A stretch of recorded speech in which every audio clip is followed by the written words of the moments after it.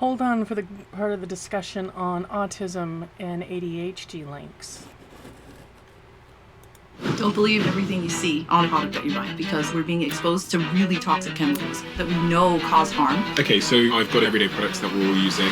Is this good? No. What about this? Absolutely not. Is this a good one? Yes. This? Throw that out. Good, bad? There are so many issues with that. This? Perfect.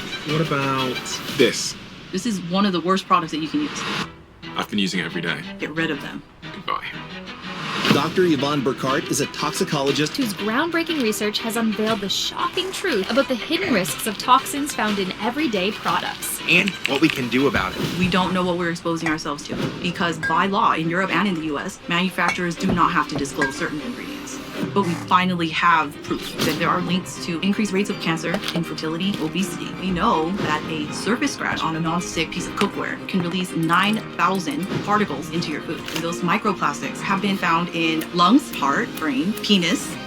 There's microplastics in my penis. Yes, and scientists have found that eventually we will become more plastic than we are if we continue at this rate. You seem really pissed off about this. I'm really angry that people have to suffer. I mean, these chemicals are causing children to have cognitive delays, they start having behavioral issues, and I think it brings up a lot of emotions for me because I've been personally impacted, but I think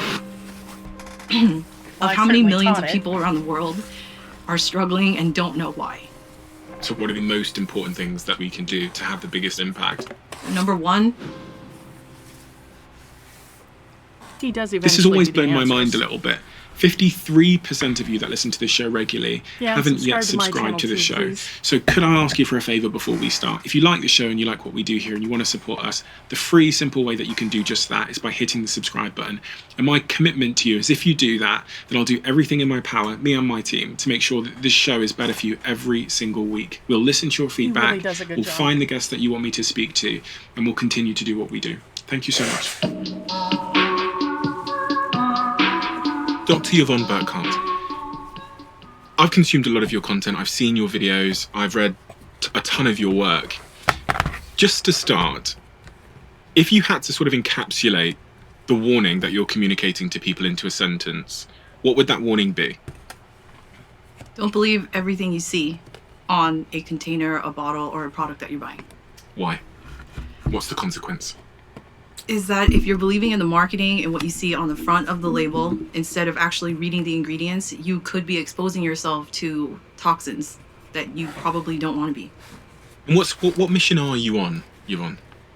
Well, I'm on a mission to empower people to avoid environmental toxins so they can protect their families, and really using science and evidence to make informed decisions that affect their health.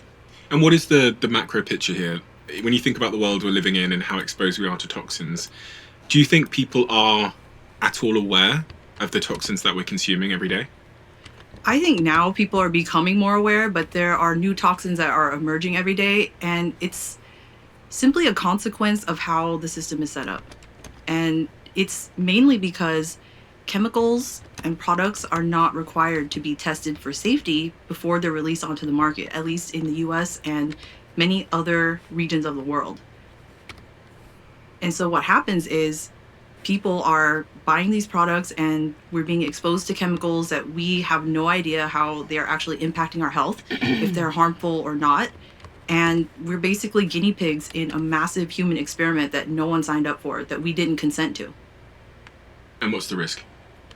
Well, the risk is that we go about our daily lives not knowing what we're consuming or being exposed to, and then later on in life, unfortunately, fall ill and suffer from some chronic disease. Are there particular illnesses that are most closely associated with toxins in our environment and toxins that we're consuming every day? Yes. So cancer is probably one of the most clear associations, as well as infertility. And more widely known are issues like not being able to conceive, having a decrease in sperm count, sperm quality, and the fact that sperm count has declined by 50% in the last 50 years is pretty alarming. And who are you? I'm a toxicologist, but I'm also a mom. What's a toxicologist? So I study the basic science of poisons. How do chemicals interact with the cells in our bodies, and how do they cause harm? But not only that, how do our cells defend themselves against these toxins? Why did you choose to do toxicology? You know, you could have done anything with your life. You could have pursued anything. I found it by accident. Was it really an accident though? I don't know. I think I was led there. I think I've always been interested. I think I was meant to share this. And I think it brings up a lot of emotions for me because I've been personally impacted, but I think of how many millions of people around the world are struggling and don't know why.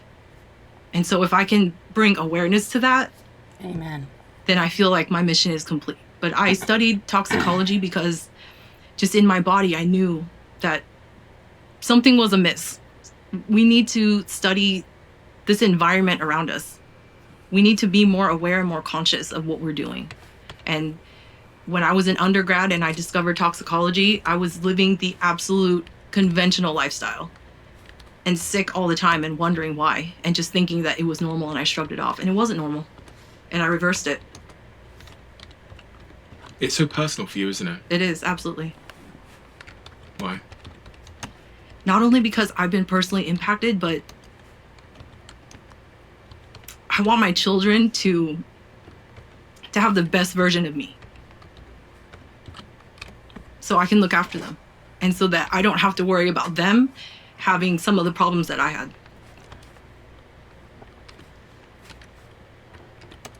And you're scared about that? I'm concerned, and I take action on it every single day.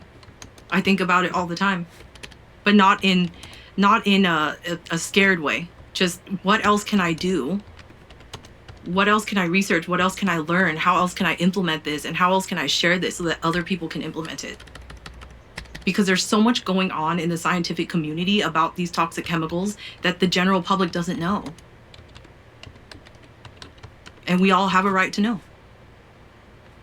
Have we got any tissues, Joe? Thank you. Didn't expect to cry.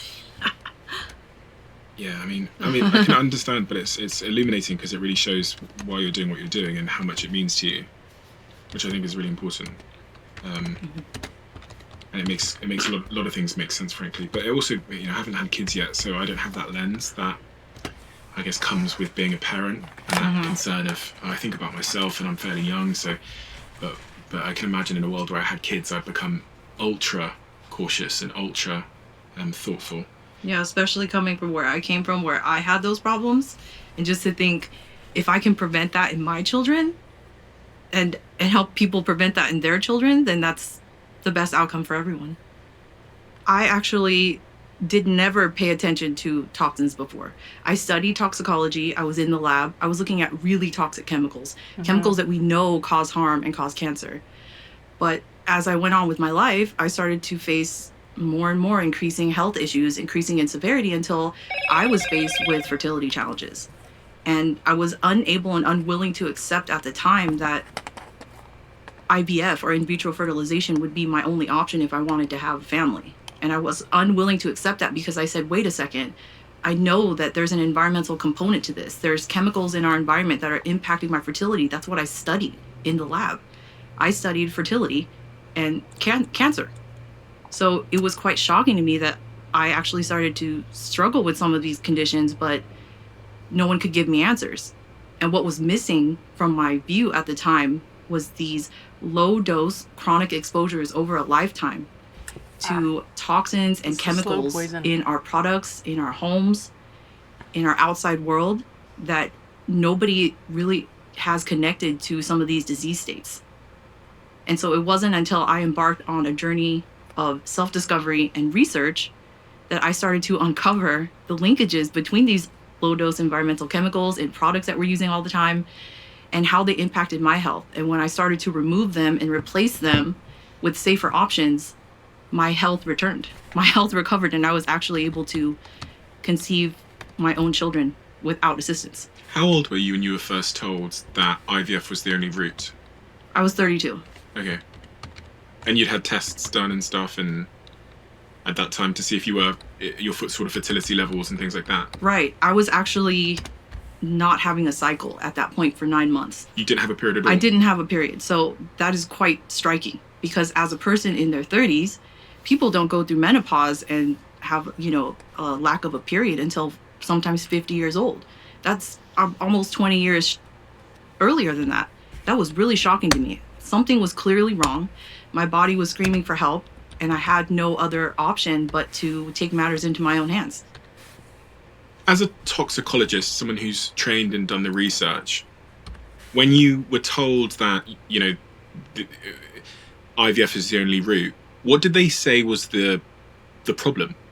Because if someone's telling you that IVF is the only route, presumably they're saying that you're maybe implying between the lines that you're broken in some way, or that it's normal not to have a period at 32. Like, what does the system tell you is the problem with you? That's the issue, is that they didn't. They had no answers. They couldn't tell me what the issues were. They said, oh, you look normal in tests, but if you're unable to get pregnant on your own, well, the other option is IVF or adopt. And as a toxicologist, was there anything that you needed to relearn or re-understand based on your training that you've discovered wasn't true? I had to relearn almost everything, because as a scientist, I was trained as a toxicologist day one to follow the path and the belief that the dose makes the poison. That the more you're exposed to a chemical, the more severe the outcome. And that's not always true. Because as we know now, there are chemicals in the environment known as endocrine disruptors at very low levels have higher activity than they do at high levels. So it's completely backwards. So I had to relearn everything that I had learned as a student in order to recover. And in fact, I was so resistant and so hesitant to go outside of what I knew that actually kept me stuck for much longer than I needed to be. Did you say with endocrine disruptors that sometimes low doses are worse than high doses? Exactly. How can that be possible? They're called non-monotonic dose responses. That's a technical term for it, but it's basically because the hormones in our bodies are present and active at such extraordinarily tiny amounts that any amount of excess or chemicals coming from the environment could trigger those same pathways, could be devastating on a cellular level. And when you think about the products that we use day to day, whether they're beauty products or, might be a frying pan or a spatula, plastic spatula or anything, how many of these sort of day-to-day consumer products have toxic chemicals in them, or at least one toxic chemical?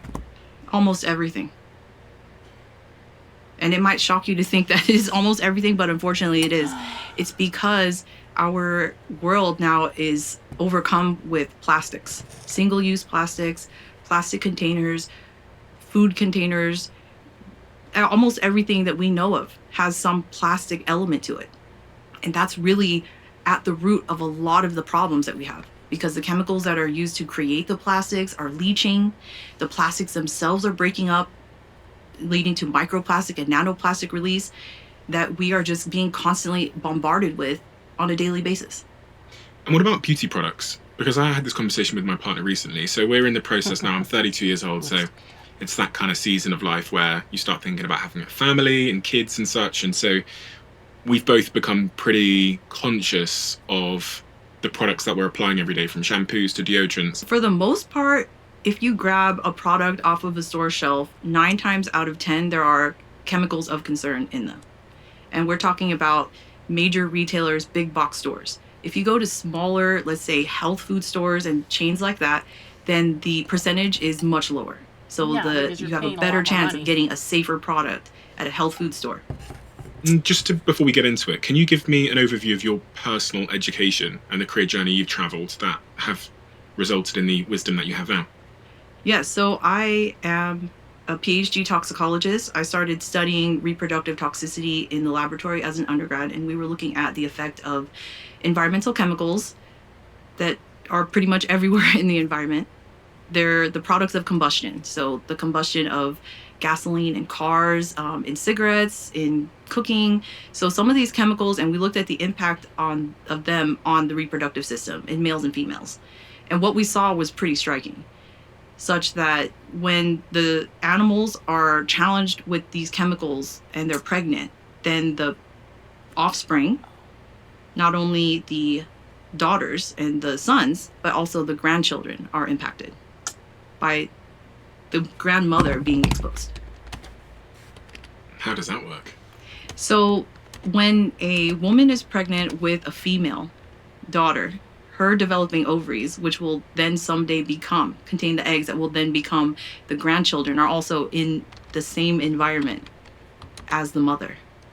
So what the mother is being exposed to, the baby is also being exposed to, and also her grandchildren are being exposed. So if a mother is exposed to toxins, her babies are being exposed to those toxins. That's exactly right. So there's sort of a generational toxification of people. Yeah, that's called multi-generational toxicity. And it even goes a step further, transgenerational. That's when great-grandchildren can be impacted, because what's happening in utero is epigenetic changes. So changes to our DNA that are then being passed down through our progeny. So great-grandchildren, even if they live a perfectly clean lifestyle and haven't been exposed to toxins, could have already been genetically predisposed to developing some of these conditions. Are there particular toxins that you think are especially susceptible to this sort of transgenerational passing down through mutations in our DNA? Yeah, it's the endocrine disruptors. Things like phthalates, bisphenol, PFAS chemicals, a lot of the endocrine disruptors that some people are familiar with, other people are not, but that are found in our everyday products, like nonstick cookware, the makeup and cosmetics that we're using, the plastic containers that we're buying food in. What is an endocrine disruptor? Explain that to me like I'm 9 years old. Okay, so in the human body, we have 8 endocrine glands. So they're little centers in our bodies, and they secrete hormones. And these hormones regulate pretty much everything that you can think of. So from sleep, wake, digestion, to how well your brain works, cognition, to metabolism, so how quickly you can burn calories, how much fat you deposit, how much fat you can lose, and also your fertility if you're able to have children someday. So endocrine disruptors are coming in, and they're basically disrupting, like just as the name indicates. They're throwing the balance off, they're messing up with the signaling, they're causing everything to go haywire in our bodies. So we really need to be careful, especially for children whose bodies are rapidly developing. And then you're throwing in these endocrine disrupting chemicals. It's like adding gasoline to, like a dumpster fire, basically. And as it relates to children, are they especially susceptible to endocrine disruptors because they're in a developmental stage? Absolutely. So with children, it's extremely unfortunate that they are the most susceptible and most vulnerable to a lot of toxins because, like you said, they're growing. They're not able to detoxify. In fact, a child's detoxification capacity doesn't fully develop until the age of 10 years. So detoxification capacity, what's that? Yeah, so the ability of your body to detoxify chemicals. We all have it. Everyone has it. The liver and the kidney are the detox organs, the main ones. But we have this capability of being able to break these chemicals down and remove them so that they don't cause harm in our bodies. But with children, that ability isn't fully developed until the age of 10 years old. So if you think about all these little children, they're being exposed even before they're born, after they're born, and then they can't even get rid of these chemicals from their body until they're 10 years old. And what are some of the illnesses or diseases that we see in children that have been heavily exposed to these endocrine disruptors in our everyday environment? The worst is cancer. So we see an increased risk of childhood leukemia with certain exposures.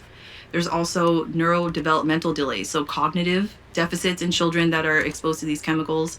We also see increased rates of obesity. Obesity in children is skyrocketing now. Unprecedented levels that we have not seen before. And it's likely due to these chemicals and this genetic predisposition and programming that kids are just being dealt the worst hand possible. What about things like neurodivergence? Is there links between things like ADHD and these endocrine disruptors? And, ADHD, autism, etc., etc.? Would be Yeah, there is a wasn't. link, actually. Well, So some of these chemicals have been known to worsen these behavioral conditions, like ADHD and autism, like you mentioned. And have they done studies on this? Yes. So there's associations where they'll measure the amount of these chemicals in children through their urine or through their blood, and they'll confirm the severity of these conditions and be able to correlate it with the amount of the chemicals in their bodies. And what about the impact this has on things like puberty? Because I was reading some stats before that.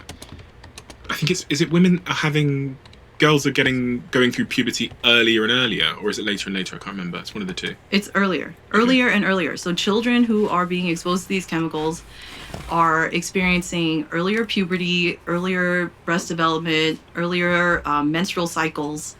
And what that does is actually shift the entire window. Because if you think about it, we're born with a set number of eggs in our ovaries. Once those eggs are gone, that's when you start having menopause. So what's happening when you start your period earlier, you actually go through menopause earlier. And that can come with this whole host of risk factors, bone fractures, and so on and so forth. And this is because of those endocrine disruptors? Likely, yes. How would they know? They've done studies on this as well. So you can see that they've done observational studies where they'll ask families, when did your child start using beauty and personal care products, which are loaded with these chemicals?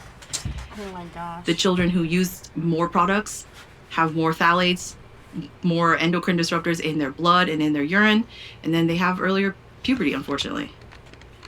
And as it relates to fertility, generally, in adults, are you aware of the shifts we've seen in infertility? Like, what are the numbers? How do you quantify the changes?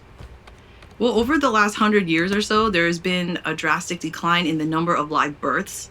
So that's one of the numbers that I have looked at recently, right? So it isn't necessarily that more people are experiencing infertility. It could be a measure of people are having children later, could be. People are just having less children, but it is an overall measure of population level. So it looks like there's just less children being born, and that could be for a whole number of reasons, right? Are people not able to have kids? Are they choosing not to have kids? I would almost argue that it's the fact that people are not able to have kids. When you correlate that with the fact that sperm counts have declined by 50% worldwide, that is absolutely astonishing. We're not at the point yet where humans will go extinct. But if we continue on this path and don't make changes, which there are many ways that we can make changes, then we might be looking at population decline. Isn't it the job of the FDA or some kind of government body to regulate the chemicals that are in our everyday items? You would think, right? In Europe, the European Commission has a much better system of regulating chemicals. So they require upfront chemical testing depending on the amount that is produced. So chemical manufacturers need to provide data. So they have to fund these studies, these laboratory studies. They have to fund them and provide this package of information to the European Chemicals Agency, or ECHA. And once they do that, then based on the amount that they're producing, you have to give more information. You have to have more testing. Such that if you're producing several metric tons of a chemical, you've got to do a whole bunch of studies to really prove that it is safe, not only for people, but also animals and the environment. That it's not going to be something that is persistent, that builds up, that can't be broken down, that starts to accumulate, because that's what we're seeing now with some of these chemicals. And that's really the problem, is that they don't break down, they don't go away, they don't disappear. So then what happens? It basically disrupts the entire ecosystem of the planet. And we're not disconnected from that, right? We're connected to the ecosystem. We rely on that. So if we're looking at it from the standpoint that testing of chemicals up front, that is absolutely something that we should be doing. But no one is really mandating that except in Europe. Why don't they mandate it in other parts of the world like the United States? Costs money. Our system wasn't set up like that over here. I think we've got a different relationship between the government and with industry. I think there is a lack of regulations, a lack of requirements for toxicity testing, combined with the lack of corporate responsibility. So a lot of these manufacturers don't want to have to foot the bill and pay millions of dollars to have testing, only to show that this chemical that they are so excited in love with can't be used because it's toxic. do you think it is malicious and intentional in terms of, do you think there's a concerted effort to make sure that the government doesn't increase regulation on these industries so that they can continue to produce low-cost items that have long shelf lives and are cheaper? I would hope not, but it's looking like that. And it's just, this whole system is not set up to protect consumers and then the environment, at least in the US. So you don't have your period yourself. You're told that your best option is to go do IVF. You then go on a bit of a journey yourself to unlearn lots of things you learn in toxicology training. What was the ending to that story in terms of what did you do then? Did you go find a different doctor? What did you change? And what is the ending of that story? Well, I fell down a rabbit hole of research. And I had to pick myself up and say, hey, you know what? I'm going to take matters into my own hands. I'm going outside of the route that I thought I was supposed to go down, the mainstream route. So I went sideways a little bit, and I went with integrative and functional medicine. And so I went looking for the root cause, which is not necessarily what I was being guided toward with the conventional route. So with integrative and functional medicine, there was personalized testing. And of course, this was all upfront cost for me, but this was something that was absolutely vital. So I found a way to pay for these tests. And they told me exactly what I'm deficient in, what I need to do, and they guided me. So I first started with removing inflammatory foods and really dialing in on my diet. And I saw relief from my symptoms within 2 weeks, very rapid. Once I started removing these triggers that were causing digestive problems, then I started to see improvement very fast. But it was then going on 6 months, and I kind of felt like I hit a plateau. I said, there's something else that's still triggering me. There's something else that's still bothering me, and I don't feel 100%. Even though I've done all the work, I've cleaned up my diet, I cook all my meals at home, I have sourced the best quality meats and vegetables. I even started growing my own food, and there was still something there. Something was not right. And so then I started targeting things in my home. My makeup cabinet, in particular, was a huge source of trigger for me in terms of chemicals and toxicity. Once I started to clean out my makeup drawer, I really saw a shift because of what I was doing on a day-to-day basis. I was using several cosmetic products. I was absolutely obsessed with perfumes and fragrances. Once I removed those, one by one, slowly disentangling myself from their just being obsessed with them, I started to see real change. And I noticed more energy return.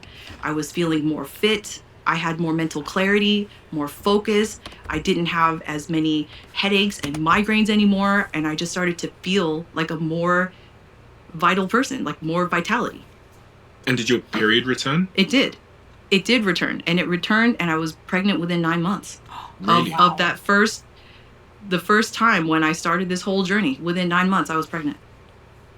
I had my period back within, I'd probably say 3 months, and then 6 months after that, once I got rid of all the beauty and personal care products.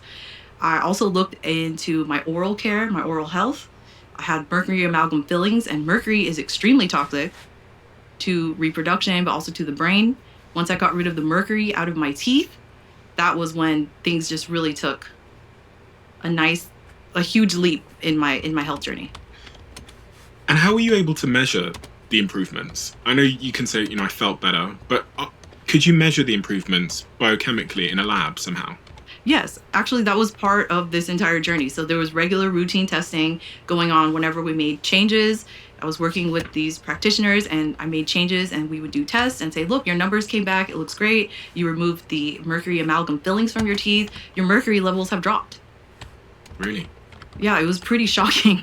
And I felt almost instantly better when they took those out of my mouth. It was that striking of an effect. Knowing what you know, surely it's built up a bit of, if I knew all that you knew, I think, about toxins in our environment, I would be A, a really annoying person at like every dinner party. And B, there'd be a certain sense of, I guess, emergency and urgency to me, because I'd be looking around at all my friends, and if I understood the consequences of them drinking from that plastic container or putting that product on their face, I feel like I'm trying to be shout at the world to tell them to stop. Do you feel a sense of that? You directly witnessed the impact that making these changes and detoxifying your environment had on you. Do you feel a sense of like, Absolutely. I mean, I can't even tell you how much passion it has ignited in me to be able to share this information and spread it as far and wide as possible, because it's literally affecting every single person on this planet. And I do find it sometimes challenging not to call someone out and say, hey, be careful with that. But, I think it comes from being a living example. And I found that that is much more effective at being a living example. Instead of telling people, don't do this, don't do that, showing them what's possible. Look at what happened to me. Look at my journey. Look at the benefit that I feel. And then once you start removing these things and making these simple swaps, it's about simple, small, incremental shifts that anyone can do over the long term, because it's really about, it's a marathon, not a race. It's not about you've got to throw everything away and you've got to hide under a rock, because I tried that and it didn't work and it caused more stress, and stress is harmful. So being a living example, empowering people with information, educating about the problem, but coming with the solution. You mentioned cancer is one of the downstream consequences of living in a toxic environment. And we talked about how sperm quality has reduced over the last couple of decades. Yeah. When we look at the stats around cancer, are there any stats in particular that you think are most clearly associated with us living in such a toxic environment? One of them that always brings to mind is breast cancer, because I think I read or heard that breast cancer is on the rise, or has been rising for the last couple of decades. And when you look at the Western world versus something like, a tribe in Africa, they don't see the same levels of breast cancer. Yeah, that is definitely a concern, because cancer historically was a disease of aging. It wasn't so common that you see cancer in your 30s, 40s, and even 50s. Now we're seeing a shift. The window is moving earlier and earlier. Cancer incidence, like you said, breast cancer incidence is definitely on the rise. I myself never knew anyone that suffered from breast cancer or survived it until I hit my 30s. Then I knew 5 people that had it, including 2 people that I worked with in the toxicology lab. And what are your suspicions about the root causes of this rising cancer? I definitely think there is a huge environmental component to it, because a lot of what was believed decades ago was that disease and cancer incidence had to do with your genes. You were just genetically predisposed. You were unlucky. But in actuality, what we're seeing now is that the environment plays such a massive role in whether or not you actually have cancer. So just because you have the predisposition to developing breast cancer, such as the BRCA gene, doesn't mean you'll get it. It really depends on your lifestyle and how you lived, but also how your ancestors lived, right? We talked about the multi-generational effect of these chemicals, depending on how your ancestors lived, how your grandmother and how your mother lived could predispose you to this. And have there been any studies that show the impact of these sort of everyday chemicals on cancer risk? Yes, and that's something that is, I don't want to say that it's exciting, but I'm glad that we finally have proof. I don't want to see these studies. I hate seeing this, actually. I'm really angry that people have to suffer with cancer because it's so preventable. There was a study recently that looked at removing certain ingredients from beauty and personal care products. So women without any history of breast cancer were asked to remove these ingredients from their products for 28 days. So that's very short. 4 weeks, right? Menstrual cycle. They took cells from the breast tissue. They were all normal. They measured the amount of breast cancer gene expression. After 28 days, they took another sample. So after 28 days of removing these ingredients, they took another sample and they saw that the breast cancer gene expression dropped. And the only thing that they were asked to change about their lifestyle was to remove these ingredients from their beauty and personal care products.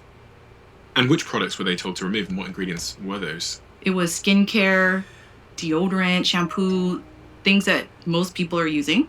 And the ingredients were phthalates, which can often be found in fragrance. So the seemingly innocuous little term on the ingredients list, fragrance or parfum, can contain a huge number of chemicals. It's hidden behind this umbrella term because by law in Europe and in the US, manufacturers do not have to disclose this. It is considered trade secret.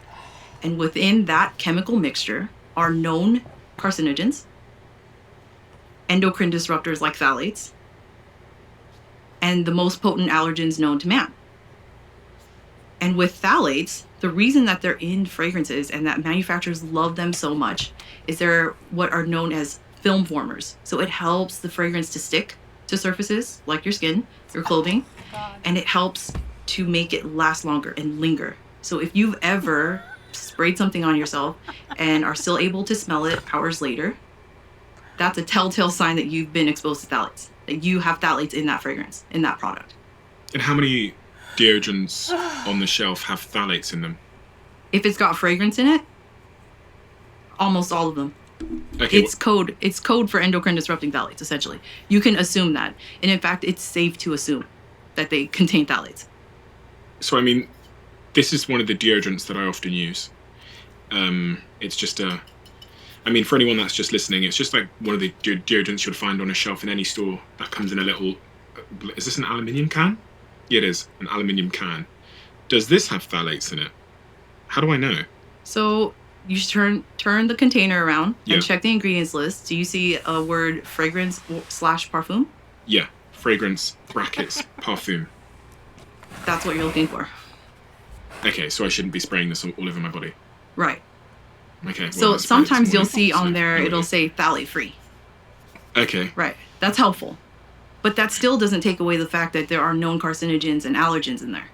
So if you've got any kind of respiratory problems, any kind of skin problems, and you just don't want to expose yourself to unnecessary carcinogens, then it would be beneficial to avoid fragrance. What about a little spray? Just a... Psst. I mean, it depends. Is that really going to benefit you? Are you going to get any effect from that little spray? I don't want to smell. So this is why I spray this, because, you know, this top is quite tight. So if it's tight and it's hot in here, I'll end up smelling. So I just spray it, psst, and then I'm really it's public service for other people, really. I'm fine to smell myself. I can't even smell it, but it's for, you know, Jack and the team. Well, the question would be, can you find a safer alternative? And the answer is yes. How do I find a safer alternative? What am I looking for? So you don't want fragrances. At all? And you definitely, yes, so avoid the word fragrance unless it says that the fragrance comes from essential oils. Okay, but if it comes from essential oils, will it still make me smell nice? Yes, Okay. yes, because that's where aromatic compounds come from. They come from plants. But just to give you more context on this aerosol spray, this is one of the worst products that you can use. I've been using it every day. Yeah, so I'll tell you why. Aerosols use propellants. Propellants are derived from petroleum. And there was a recall on thousands of products within the last couple years that the propellants were a source of benzene contamination. And benzene is a known human carcinogen that you do not want to be inhaling. Because Very what you dangerous. inhale goes to your brain. It goes quickly all over your body through the bloodstream. You don't want to be delivering a known human carcinogen into your bloodstream. You're just it's not helping you at all. Because benzene is known to cause leukemia in people. So it's a no-brainer if you want to avoid that, to avoid aerosols. But not only that, if you think about how you're actually applying the product, you're spraying it like this, right? In a Yeah. stream, and it heads towards your face. Then that's also an inhalation risk because there's particles in there. There's solids in there. You don't want to be inhaling unnecessary things. So the best option my for God. deodorant is to look for something that has essential oils and is a roll-on or a stick, solid. Is there anything on the label that I can trust when it comes to deodorants? Is there like a certain term that I'm looking for? You said phthalate free. Is there anything else that... Yes, so phthalate free and paraben free are definitely helpful Okay. because then we know at least 2 of the known endocrine disruptors that we have evidence on are not found in that product. But that doesn't exonerate everything else. We still need to be diligent about the ingredients because they are sources of contamination, of byproducts, of carcinogens, and hidden toxins, essentially. It is pretty crazy that I could get a lighter and go... and it would be flammable. And then I spray that on my body like it's like I'm lathering myself in petrol or something. It is pretty crazy. That's essentially what that is. Petrol. Yeah, because it's coming from petroleum, all of the propellants and some of the other base ingredients. I'm sure I haven't looked at it, but I'm almost certain because that is the source of the majority of ingredients that go into these products. This is my last day ever using aerosol deodorants. Let's pull up a bin. Okay. Goodbye. Okay, that's gone. Okay, is this a better alternative? What I've got here is I've got this roll-on deodorant, which I think is one of the refillable ones. Is this a better alternative? At least from this level of what I know of the fact that it's a solid, yes, but I have to see the ingredients list. We have to look at the ingredients list to really know what's actually in the deodorant. Okay. So at least from a sustainability standpoint, that's definitely great to see. That it's not in a plastic container, that is refillable, but we really need to check the ingredients. Okay, so I've got the ingredients list here. I've just pulled it up on my iPad. It says tapioca starch. Good. Baking soda. Good. Sunflower seed wax. Sure. Coca seed butter. Tocophenol extate. No idea what that is. Sterile alcohol, perfume. So do you recognize the ingredients? Are they easily recognizable, or do they sound highly synthetic, very chemical-like? It says parfum. Is there any indication on what's in the parfum? All our deodorants are scented with a blend of fragrances to give you the sense you love. Is there any indication that it's phthalate-free and paraben-free? No. That's what should give us pause, is when we don't know what's in that fragrance term. That's really the issue. Okay, I mean, there's just so many bloody words. Phthalate-free deodorant. I've got a better way that I can help you search. Okay. If you just type in the word organic and then whatever product you're looking for. Organic deodorant. That is going to whittle down the choices significantly for you. What, and you're saying that if it's organic, that means that it won't contain the phthalates and the parabens? No. Not necessarily. This is where it gets a little bit nuanced, but at least it whittles down the results that you'll get in search, and then you can check the ingredients one by one and look for the one that has essential oils instead of the word fragrance. Because it's really the lack of transparency that should make us pause. We have no idea what's in there. We don't know what we're exposing ourselves to. And if you're someone who is concerned about the chemicals in the products you're using, the toxins you're being exposed to, if you are someone who is thinking about getting pregnant, are pregnant, breastfeeding, or just health conscious, and you don't want these toxins in your products, then this is the work that needs to be done. Interesting. So just because it's a roll-on doesn't necessarily mean it's safe? Right. Okay. Like you just demonstrated. And just because it's sustainable also doesn't mean it's safe. So there's a lot of marketing that goes on with products, and manufacturers know that consumers are becoming savvy, they're becoming aware, and they're demanding safer products. So they will hit all of the buttons and hope that somebody isn't diligent and doesn't see through that. Is fragrance so important because fragrance is an indicator that it contains these phthalates and parabens? Is that why I should be thinking fragrance is one indicator for whether the cosmetic product is toxic or not?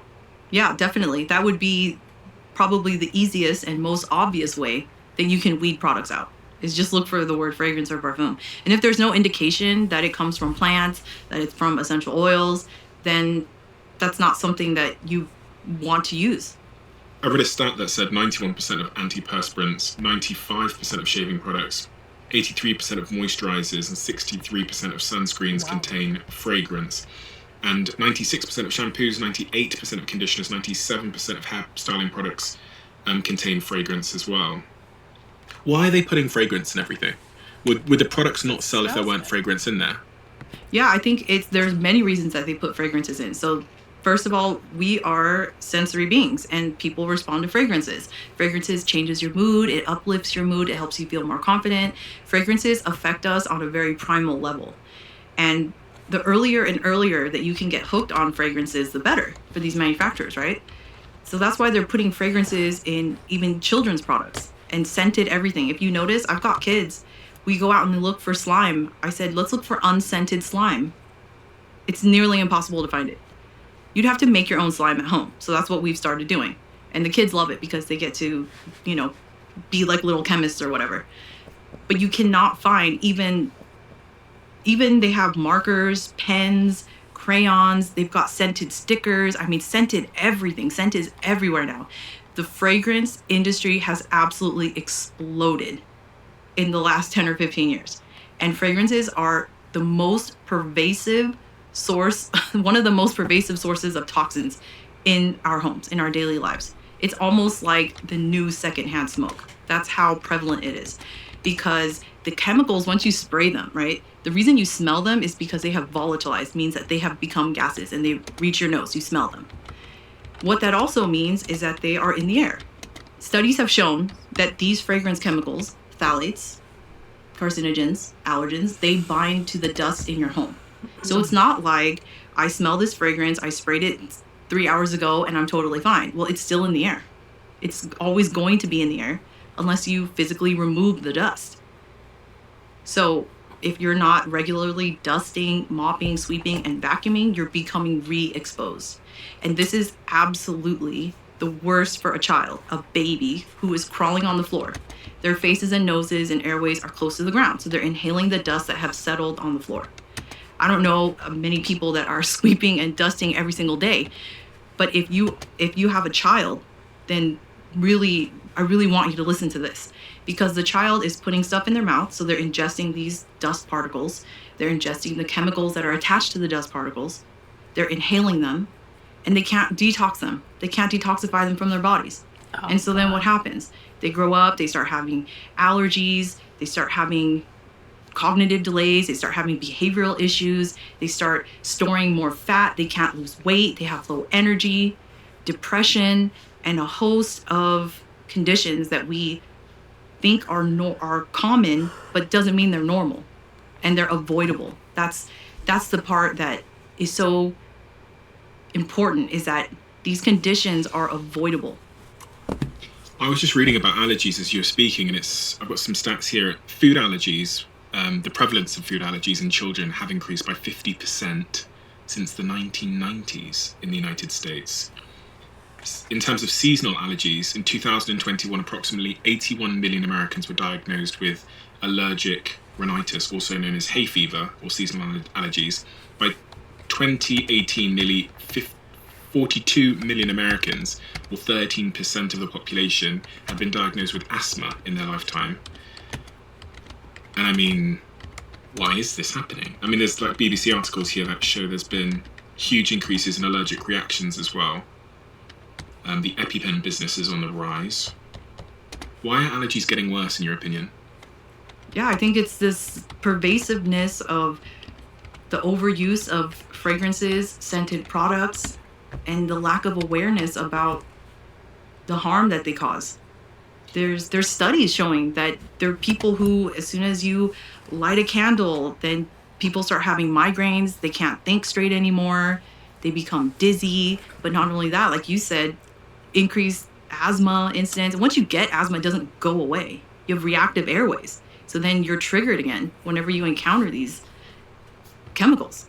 What about people who say the allergies have exploded over the last couple of years because we're not letting our kids consume more dirt? I hear this a lot. People say it's because we're becoming too sanitized and our kids need to go play in the mud. That could be it as well.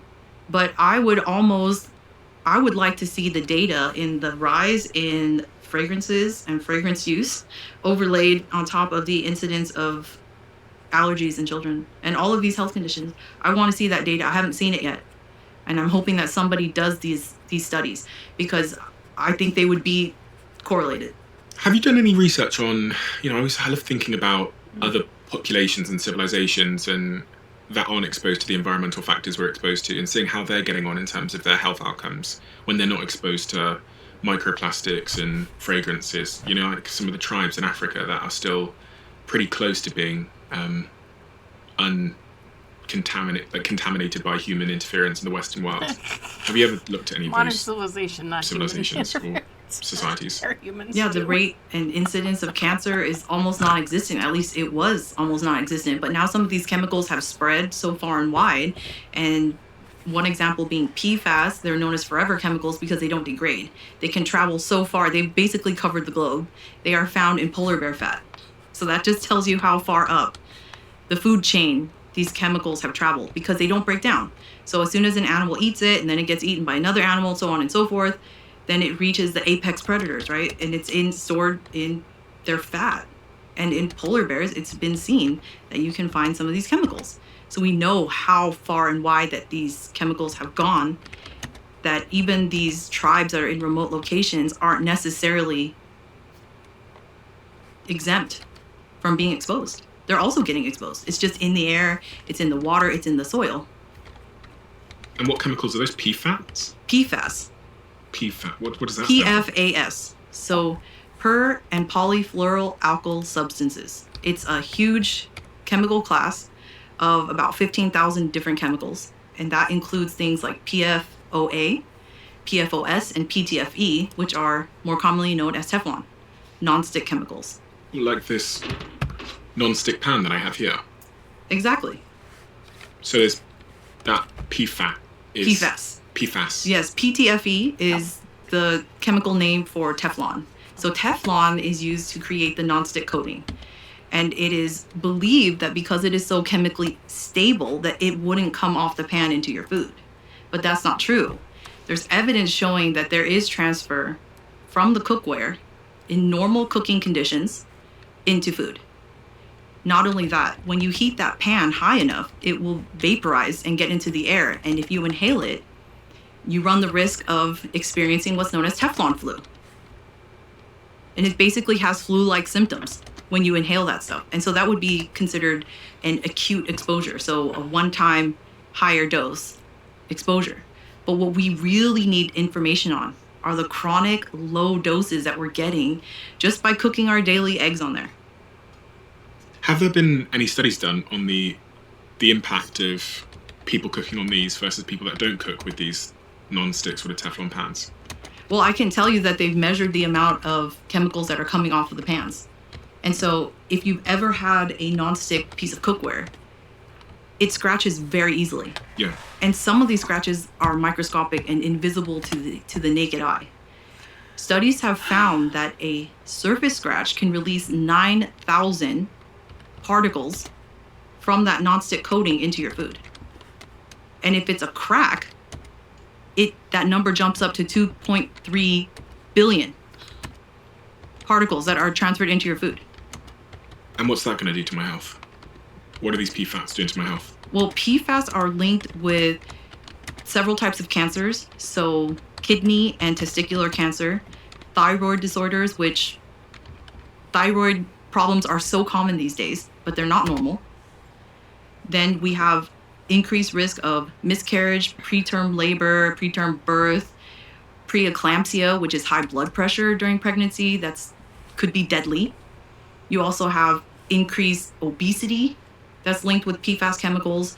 And PFAS also contribute to an increase in endometriosis and PCOS. Oh, really? My God. So people who have endometriosis and PCOS, they have found to have higher levels of PFAS in their bodies. And PFAS are found in everybody. No one's exempt. It's just Everyone has PFAS in our bodies. But whether or not they're able to exert toxicity depends on your inner environment, depends on how many other chemicals your body is working to fight off. I just pulled up some studies here. One of the studies from 2023, which you might be aware of, showed that higher levels of PFAS in the blood of women in Singapore were associated with a 30 to 40% lower chance of pregnancy and live birth within 1 year. Wow.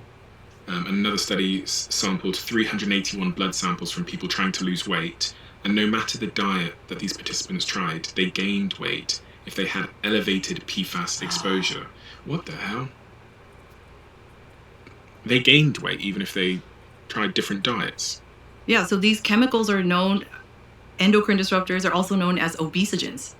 So they're increasing the prevalence of obesity. So you store more fat and you can't lose it. Obesogens? I thought food was the only obesogen. Well, the chemicals that you're being exposed to through your cookware, through food packaging, they're also sources of these endocrine disruptors. And what about cancer? Is PFAS linked to cancer? Have they done any studies on that with animals or? Yeah, in humans, it's kidney and testicular cancer. Okay. What about prostate? I know that's a big concern for a lot of men in particular. I haven't seen direct evidence on that, but I wouldn't be surprised if that was also linked, because that's also a hormonal tissue. A study from 2021 in mice at the University of Illinois found that a high-fat diet combined with PFAS exposure could cause changes in prostate cells that promote tumor growth. Wow. Is there an alternative to PFAS? Is there something that I could use instead of this non-stick pan? Yeah, just get rid of the non-stick chemicals altogether. And that would be something as simple as cast iron, stainless steel, glass cookware, ceramic cookware. It's just a bit more annoying, isn't it? Yeah, I mean, non-stick cookware is amazing. I mean, you can make food slide off, cleanup is a breeze, but at what cost? You might be saving time when you're cooking, but how much of that time is being taken off the back end of your lifespan is the question. So you're saying throw this away? I would. But see, that's the other thing, is if you are then hearing this and you're like, I got to get rid of my cookware. Well, guess what? You throw that out and it ends up in a landfill, and the PFAS chemicals are now in the environment where they won't go away. So am I throwing it So out? it really depends, right? If you are in the position to where you can get rid of it, then it might benefit you. But the key is to really stop buying it. But you already have it. Yeah. So it's really up to you. In terms of cookware, that's better for me. Avoid the non-stick, go for stainless steel, cast iron. What about the utensils then? So things like, I've got a plastic spatula here in my hand. Is this good? No, because that's melting.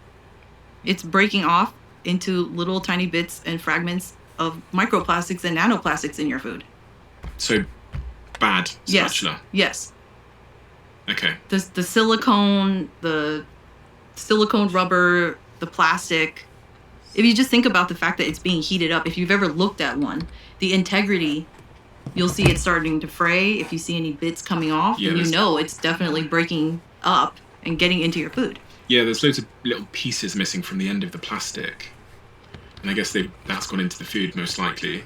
Right. Slowly dissolving over time. Right. Because with non-stick cookware, you can't use metal utensils, right? You'll scratch the surface. But guess what? Even with that, you can scratch the surface. So the wooden one here in my left hand, that's better. Yes. At least from a safety and microplastic and non-stick chemical perspective, yes. Are you concerned at all? No, not at all. Okay. So wood is fine. Wood is totally fine. Okay. What people normally will say is, I can't properly clean the wood. But I haven't had that issue. You just clean it with soap and water and it is fine. Okay. So we'll keep the wooden spatula. What else in terms of cooking products? So I've got this pan here. You're saying this is a good one? Stainless steel? Yes. Great. Keep that one. Keep that one. Okay, what about this? Nice plastic container. Super convenient. Put my lunch in it. Go to work. Maybe pop it in the microwave. Heat it up. Get my takeaway in it. Plastic container. Good? Absolutely not. Do not microwave plastic containers. Even after just a few seconds, you'll get release of billions of microplastic particles into your food. Just from a tiny square centimeter, you'll get billions of microplastic particles. And with microplastics, they're hard. It's a solid mass. It does not break down in the body. What if it says BPA free? That's great, but it's still plastic. It's still microplastic. It's still nanoplastic releasing. And it probably has phthalates in it, depending on the type of plastic. Right. Okay, so you don't want to be microwaving these. And, Yeah. and if I get microplastics into my food, what's the net impact? What's the harm of that? Well, microplastics don't break down. They don't go away. Again, they're accumulating in human tissues. So they've actually been found in a whole number. I'm pretty sure they're all over the body at this point. We just have to see the evidence to know, right? And so they're in human lungs, blood, in the gut tissue. They're in heart. They're in brain. They are in the placenta. They're also in penis And they have been detected in... There's microplastics in my penis. Yes, there could be. Studies have shown that. And even in newborn babies. So when babies are born, they have their first bowel movement, which is known as meconium. And in the meconium, microplastics have been found. So that means babies are being exposed to microplastics in utero. They're being born with plastics in their body. And what's the risk of that? Well, the risk is that they don't go away, number one. And on a cellular level, they're causing inflammation and oxidative stress. And oxidative stress is free radical damage. And what that means is if you ingest these microplastic particles, which everyone is, and they're in your tissues, and your body cannot get rid of them, then they're basically like the equivalent of 1 million little fires all over your body.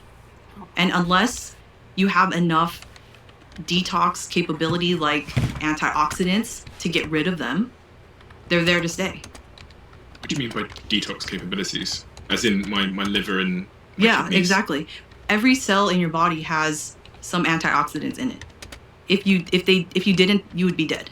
Because in order to live on this planet and breathe oxygen, we need antioxidants to neutralize the free radicals that happen through cellular respiration, right? So whenever we breathe oxygen, there are free radicals that are created.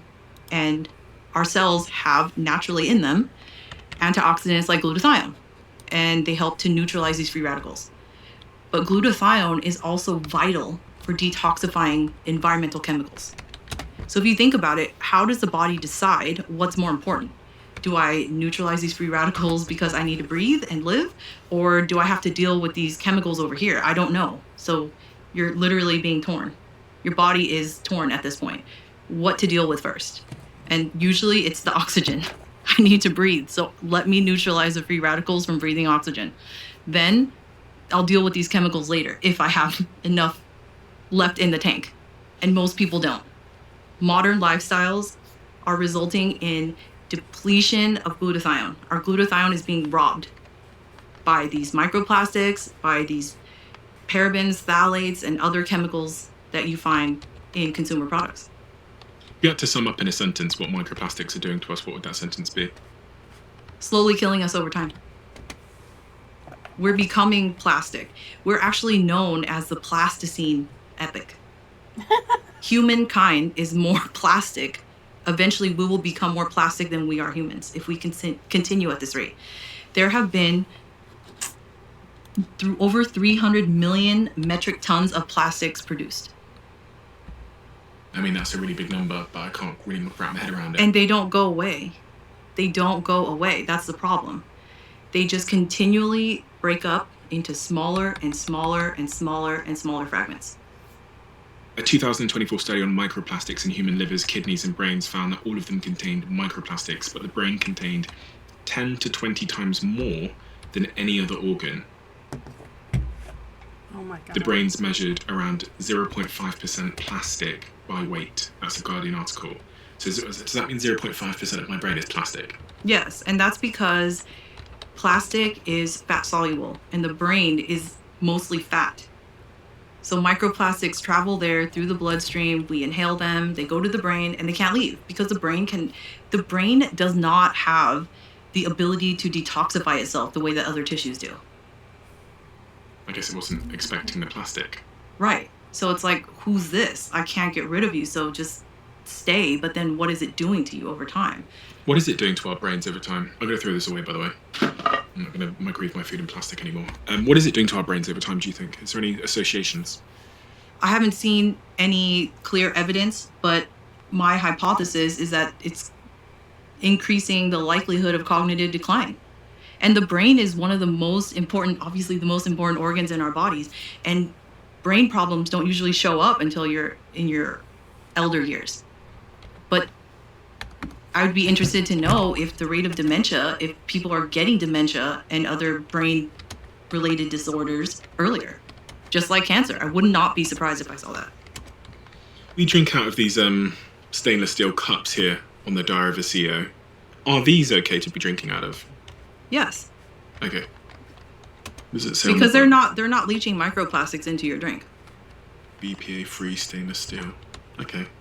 They weren't expensive. That's good news. But sometimes when I go to shops and supermarkets and stuff, I grab these plastic bottles full of water. There's been a lot of conversation around plastic bottles and water. Are these safe to drink from, in your opinion? Well, if you have no other option, then that's what you got. And so I don't want people to think I can never drink bottled water ever again or I'm going to die, because that's not the case. I myself traveled here. I had to drink from bottled water because I didn't bring enough of my own water with me.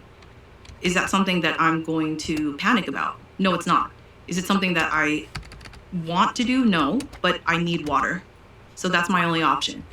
But if you are able to avoid that, then absolutely avoid bottled water. Have there been any studies done on bottled water? Yeah, there have been so many studies showing that bottled water is a major source of microplastics.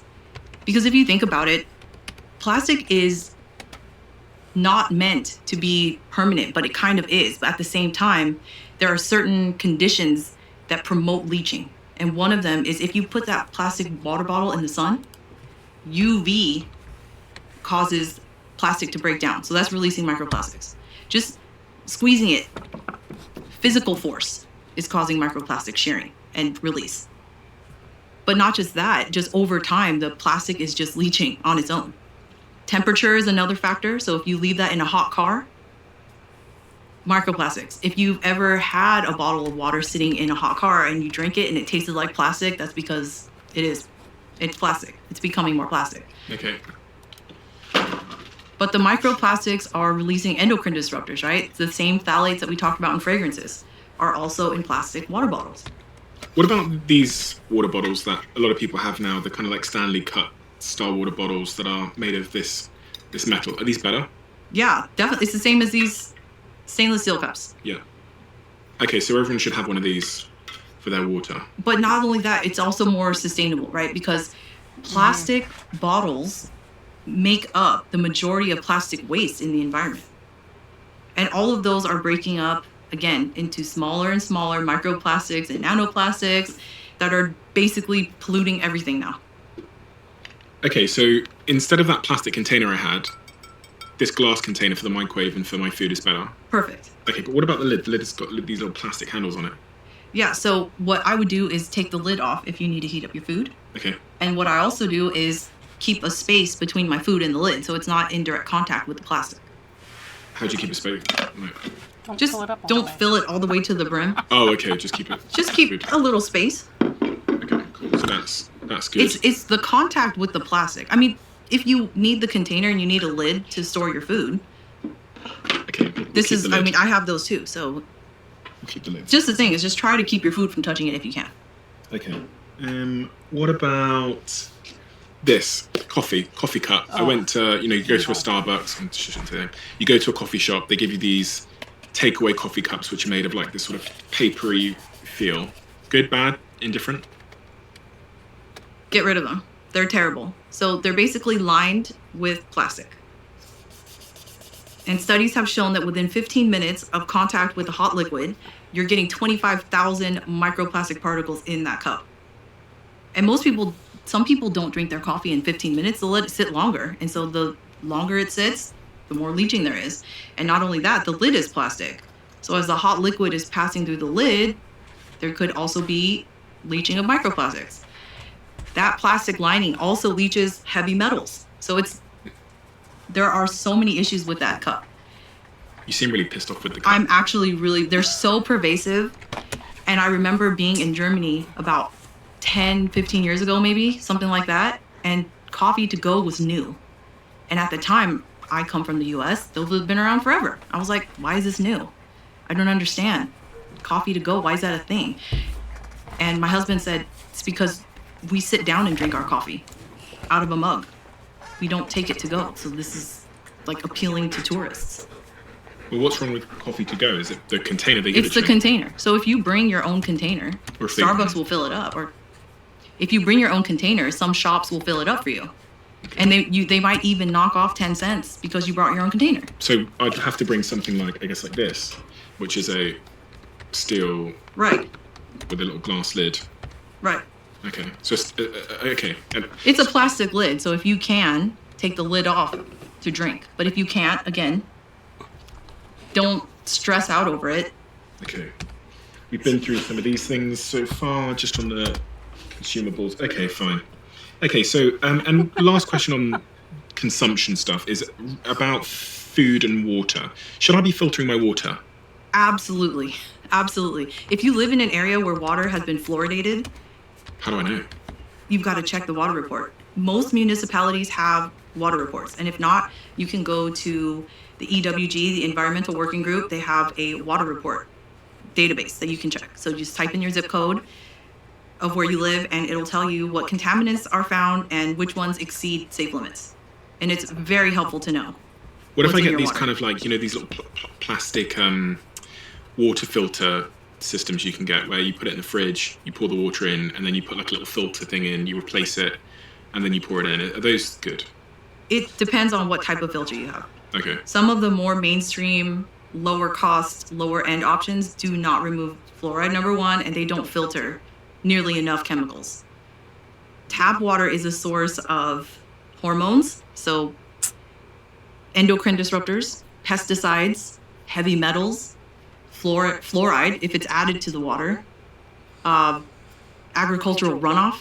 There's a bunch of different contaminants in tap water, depending on where you live. Some are worse than others. And there have even been tragic instances of lead, high levels of lead, because of the lead piping that water is transported through. So we've got to be careful with the water that we're using to drink and cook with. And so what's a sort of low-cost solution to this for people that are concerned about the water that they're consuming and their families are consuming? Yeah, actually, there have been studies showing that you can boil your water. So if you boil your water, that can actually remove a significant portion of the microplastic pollutions in there. Because of, if you've ever noticed after you boiled water, there's sort of a white crust at the bottom of the pot. That's actually calcification. And the microplastics get trapped in that calcified layer. But that still doesn't take care of all the other chemicals that are found in tap water. So the best option is to filter it. Some filters are more accessible and affordable than others. Reverse osmosis removes the most contaminants, but it also it generates the most wastewater. So it isn't the most efficient. And it also can remove beneficial minerals, which you then have to add back in because it's not good to drink demineralized water over time. So there are different options that you can use, but the best option, you have to filter it at some point, at some level, depending on where you are. So check your water and look for a filter. So carbon filters are effective for the most part, but you want to check to make sure that the filter can remove fluoride as well.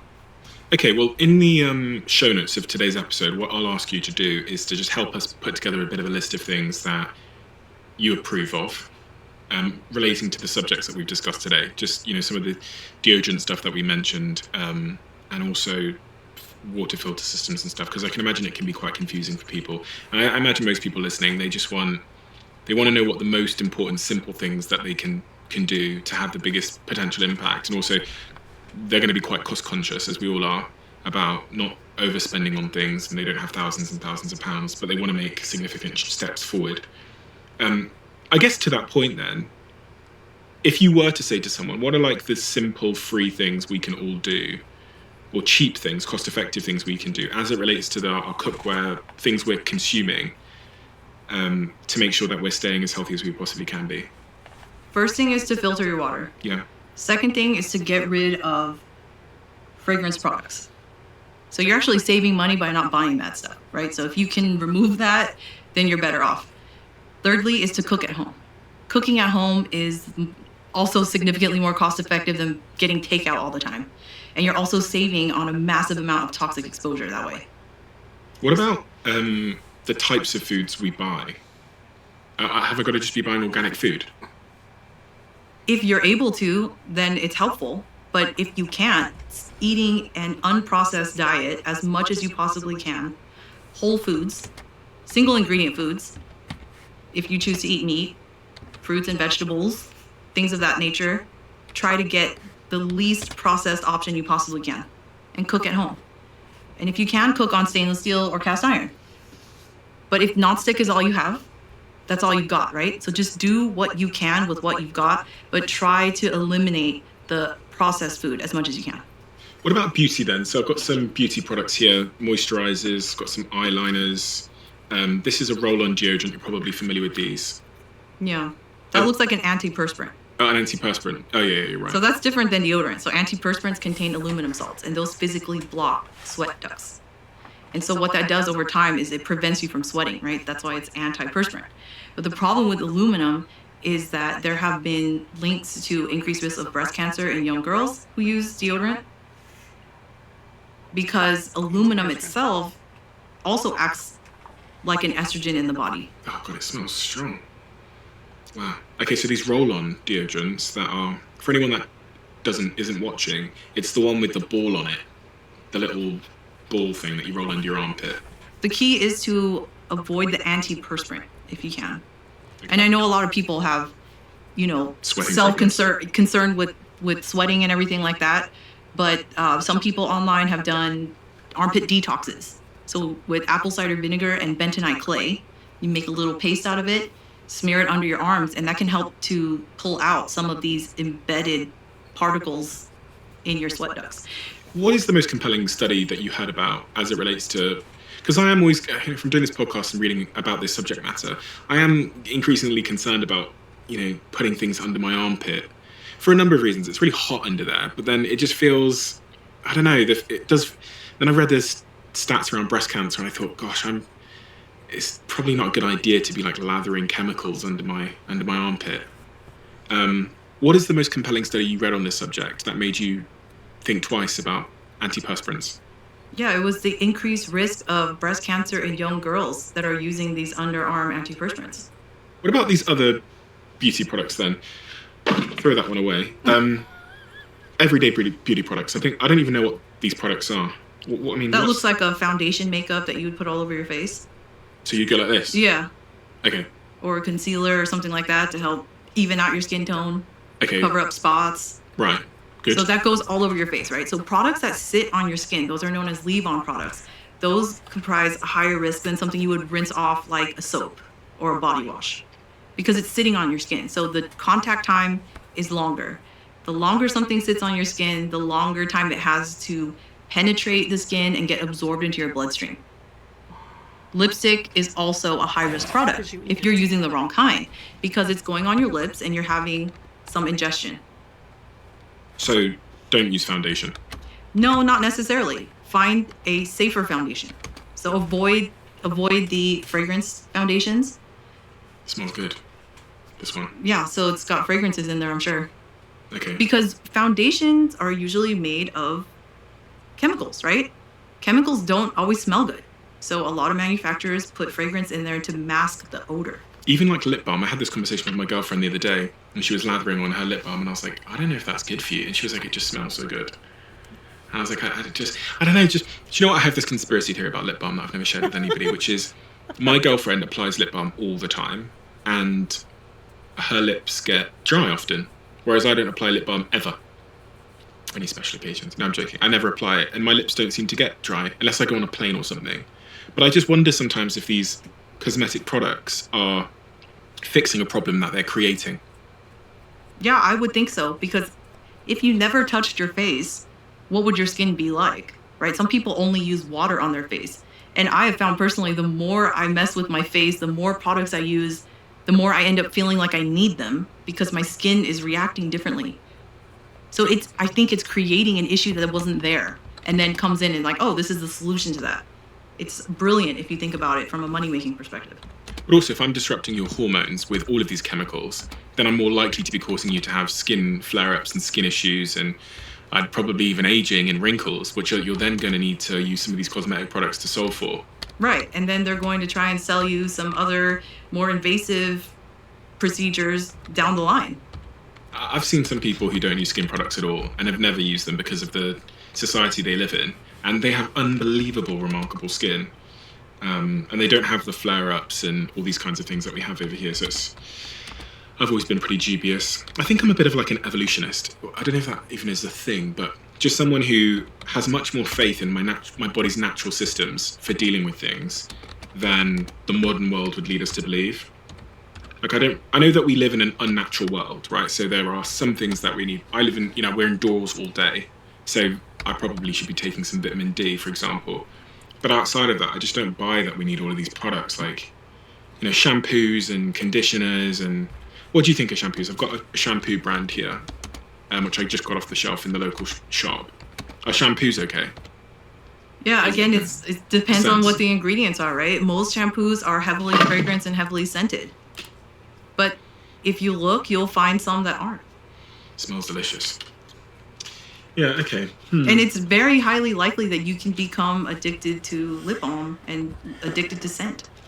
I was. You're addicted to lip balm? Yeah. Like you said, the more you apply, the more you need it. And then you just keep applying it. And so it's every 10 or 15 minutes, it felt like at some point. And I was using a very heavily scented fragrance lip balm when I was a teenager. It just was trendy at school. What scent do you have? What flavor do you have?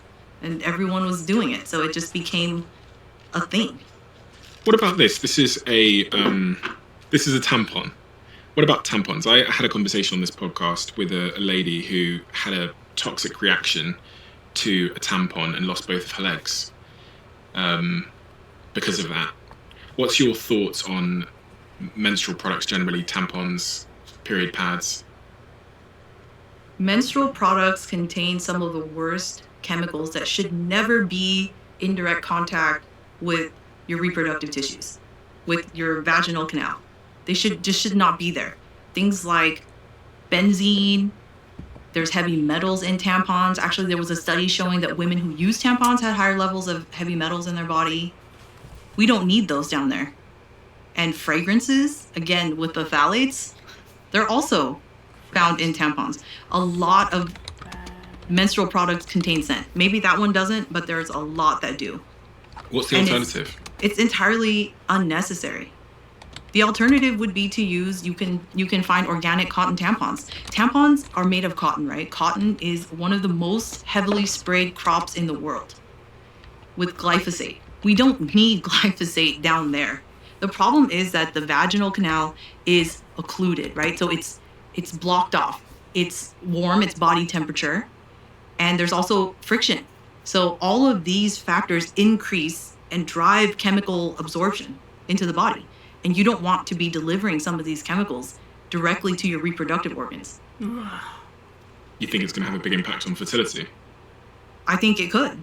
In fact, there are a lot of anecdotal reports anyway of people saying that when they switched out their period products and went with more organic and more sustainable options, that their periods became easier. Some people close to me have PCOS. I've also got some friends that have endometriosis. Is there a link between phthalates and sort of, menstrual products and PCOS and endometriosis, in your opinion? Yes, there is. And there is a link with PFAS chemicals too. So these xenoestrogens are exacerbating these conditions because if you think about it, the uterus is an endocrine responsive tissue. It's hormonally active. It responds to estrogen. You're delivering, let's say, phthalates through tampons directly down there. It's going into the circulation, and it bypasses what's known as the portal circulation, phase 2 detoxification by the liver. So it bypasses detoxification. So you're basically delivering hormonally active chemicals directly where you don't want them to go. They cannot be detoxified. What about my clothes? You mentioned cotton a second ago, and it made me think about the clothes that I'm wearing. How do I know if the clothes that I'm wearing are toxin-free? Or are there certain clothes that are and aren't? That's a really good question. Organic cotton is one way of knowing if your clothes contain pesticides and certain chemicals that are used in the farming of cotton. But not only that, if your clothes are made out of synthetic fibers like polyester, nylon, and acrylic, those release microplastics. And they've also been found to contain BPA, which is an endocrine disruptor. Yeah, you got to check the tag around the side sometimes. 95% polyester. That's a source of microplastics. Every time you wash it, every time you move, there are microplastics breaking off. 5% spandex. That's also synthetic. So you're basically wearing an entirely synthetic shirt. What about the chemicals that I wash it in? I've got some This is where I expose that I've never cleaned a t-shirt properly in my life. Sure. I've got some fabric cleaner thing here. I guess this is probably a source of toxins. I'm getting the hang of this now. Toxins in pretty much everything. You're right. You've called it out. You called it out exactly right. So fragrances. If I wash my clothes in this, and then I put the clothes on, I'm exposing myself to toxins. Let me see. Right, because it's covering your entire body, right? Wherever you have the clothing touching your skin, there's some friction, there's movement, there's body heat, there's moisture. That's increasing chemical penetration and absorption into your bloodstream. So the solution there is, if you like scented laundry care products, is again to use essential oils. So instead of the dryer sheets that you get at the store, those actually just coat your clothing with some type of oily, waxy substance. That's what makes them feel soft. They're not actually softening your clothes. They coat your clothing. And so all of that is touching your skin, it's rubbing. How much of that's getting absorbed, right? So if you can instead look for wool dryer balls made out of wool, people put essential oils in there and let it run through their clothing. Something quite startling that I read when I was going through all of your work is that beauty and hair products marketed to Black women often contain the most toxic ingredients. Yes, that is known as environmental injustice. So that's one of the, I would say, the most tragic circumstances that we're facing as a society, is that the people who are exposed to the most amount of toxins are low-income people and people in ethnic groups. And so some of these products that are marketed specifically to Black girls contain some of the worst ingredients I've ever seen. And I think it should be outlawed. Like you said, the fragrances, the endocrine disruptors, these harsh detergents, some formaldehyde releasers. Formaldehyde's a human carcinogen. What place does it have in a beauty and personal care product? It doesn't. It needs to be removed. There needs to be better regulations and better protection for vulnerable populations. I was doing some research and I looked at Harvard Health, and it said 50% of products advertised to Black women contain endocrine disruptors, which are those disruptors that are going to impact their hormones, increase their chance of things like cancer, infertility, etc., compared to roughly 7% that are advertised to white women. And these endocrine disruptors can impact fertility and increase their chance of getting cancer. Why is that? Why is that the case? I think it has to do a lot with the types of products that certain demographics would gravitate towards. So depending on your hair type, what kind of products you might need, there really is no explanation to why these toxic chemicals are in those products in particular in such high numbers. That's really the problem, is why is it more prevalent for those populations than others? And I think this is an ongoing societal issue of environmental injustice and, to a certain extent, environmental racism. It really is. Yeah, you said it's a form of racism, and it's a form of sort of environmental injustice. Are people aware of this? I don't think so. I think the vast majority of people are entirely unaware of this, and studies show it, because there are studies showing that the earlier you start using cosmetic products, the higher your chance of coming down with breast cancer. And the people who had the highest prevalence were African American females. So I think it's a combination of the fact that there is some level of racism, environmental injustice, but also a cultural and societal preference for certain products. So Black women are at the highest risk of getting breast cancer under the age of 40? Yes. What can be done about that, do you think? Is this something that the government have to do something about, or is it both something that we have to sort of increase our own public consciousness of and make better choices? Is there an easy solution to fix this? I think if we wait for the government to take action, we'll be waiting for a long time. The cosmetic regulations in the United States were not updated until recently.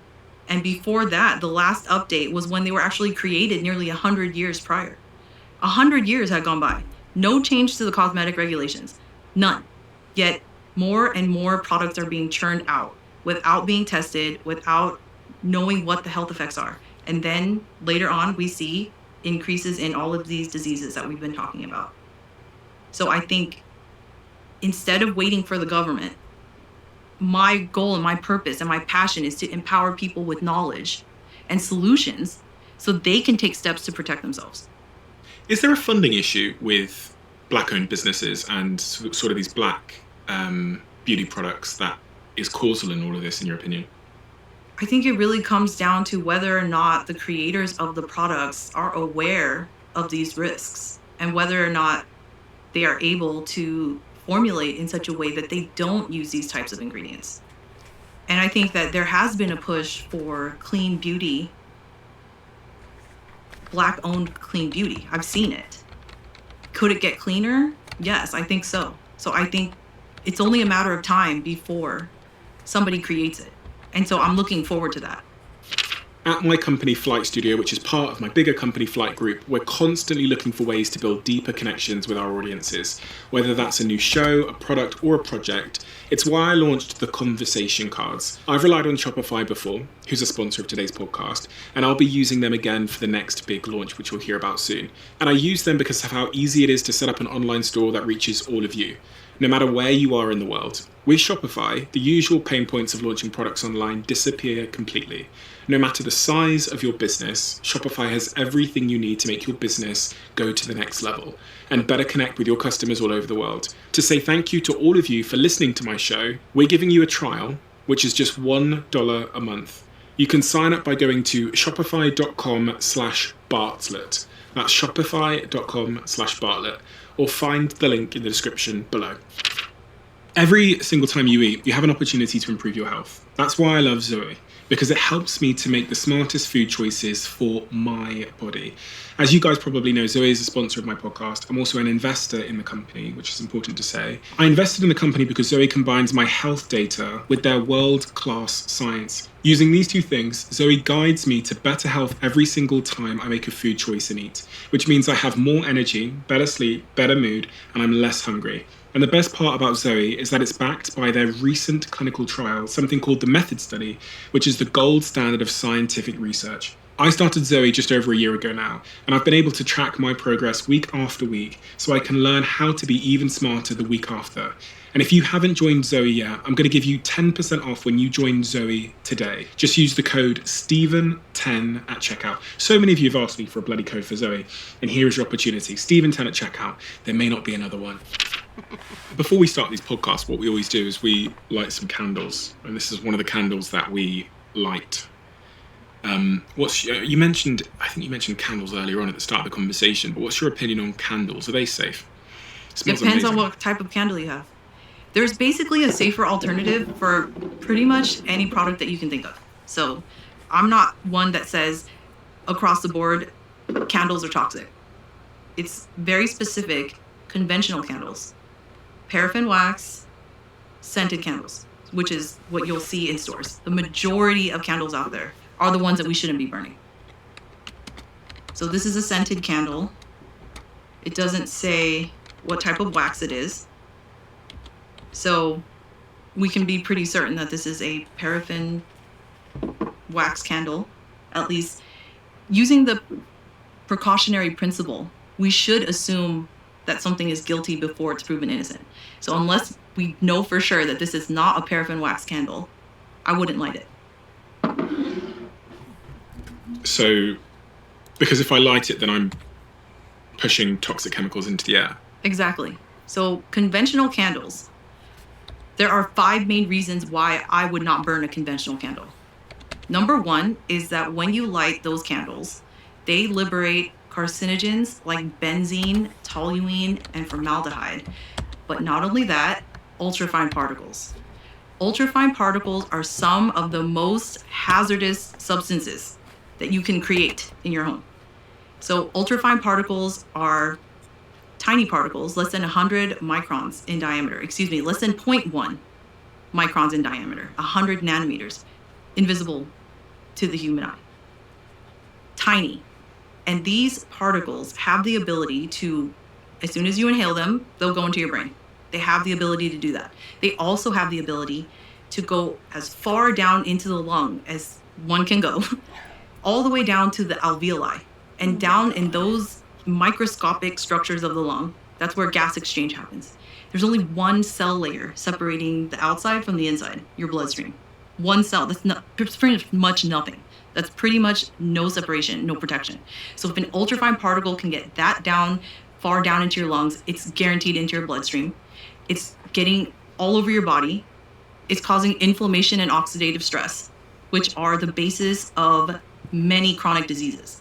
So ultrafine particles, we need to avoid them as much as possible. And so one way is to not light a conventional candle. Number two is that they're also releasing volatile organic compounds, right, as I mentioned. Number three, they contain undisclosed fragrance.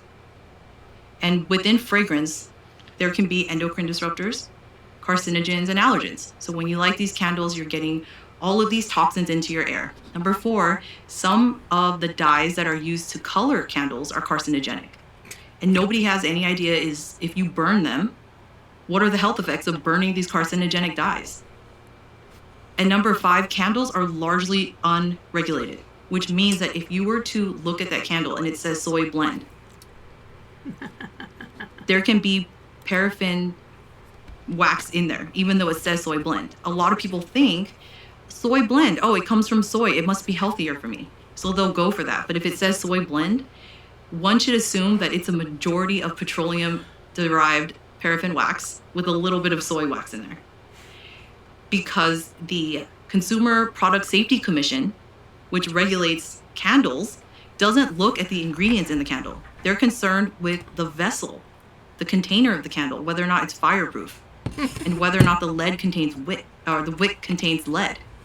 That's good. They're not looking at what's in the wax.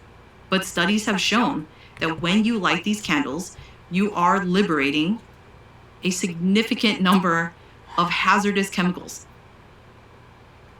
So we shall use incense instead. Incense is even worse. And I'm sorry to burst your bubble, but incense has been used for thousands of years. But incense as we know it now is not the same as incense that was used 1,000 years ago. They now contain, again, phthalates, the endocrine disruptors, but also the ultrafine particles. And studies have shown that incense creates more ultrafine particles and pollutants than cigarette smoke.